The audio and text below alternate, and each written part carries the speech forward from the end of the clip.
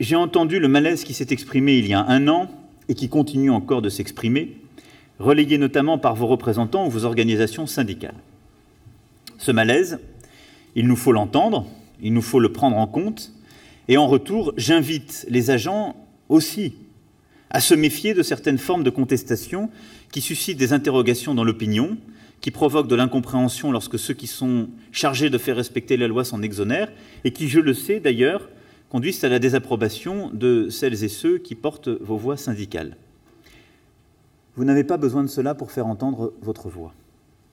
Alors même que 12 500 emplois ont été supprimés entre 2007 et 2012, alors même que les crédits d'investissement n'ont pas cessé de diminuer à compter de 2007, un effort massif, légitime, absolument nécessaire a été engagé ces dernières années au profit des forces de l'ordre avec la création de 9 000 emplois et l'augmentation de crédits d'investissement depuis 2015. Qu'on ne s'y trompe pas cependant, les effets des décisions prises il y a 10 ans ne sont pas pour autant annihilés. Ils laissent encore des traces profondes dans les services et un sentiment d'incompréhension. Mais le rattrapage est puissamment engagé. Il est massif, significatif, et il va se poursuivre. Il va même s'accroître dans les années à venir.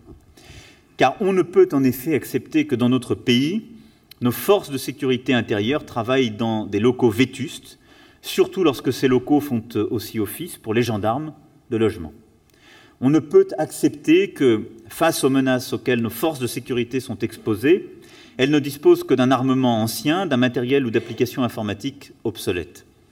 On ne peut accepter qu'elles en soient réduites à utiliser des véhicules et du matériel hors d'âge. Je vous le dis très directement. Vous pouvez, pour agrémenter les déplacements du ministre de l'Intérieur, lui distribuer des photos ou des bons points ou des mauvais points, mais je n'aurai pas besoin de cela pour prendre l'engagement que l'État se rend au rendez-vous de la sécurité durant ce quinquennat. Aussi, alors même que nous réalisons 20 milliards d'euros d'économies au plan national, j'ai veillé avec le Premier ministre et le ministre de l'Intérieur à ce que la sécurité intérieure soit érigée au rang de priorité budgétaire pour 2018 et que les engagements pris ces 2 dernières années pour la sécurité soient sanctuarisés. 10 000 emplois supplémentaires de policiers et de gendarmes seront créés sur la durée du quinquennat.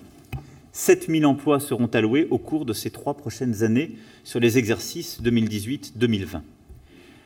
Le budget consacré aux missions de sécurité augmentera ainsi de 1,5 % en 2018.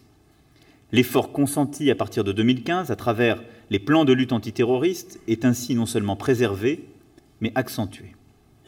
En 3 ans, le budget consacré à la sécurité intérieure aura ainsi augmenté d'un peu plus de 9 %. La seule part consacrée au fonctionnement et à l'investissement aura progressé quant à elle de 16 %. Dès 2018, nous procéderons au recrutement de 1 870 personnels et militaires supplémentaires. Un chiffre illustre l'ampleur de l'effort accompli, alors qu'en 2012, 488 élèves gardiens de la paix seulement étaient incorporés dans les écoles de police. Nous en accueillerons plus de 4 500 l'an prochain. L'effort sera porté sur les effectifs, mais il le sera également sur les conditions de travail, puisque les crédits consacrés à l'investissement et au matériel seront en progression de 1,9 %.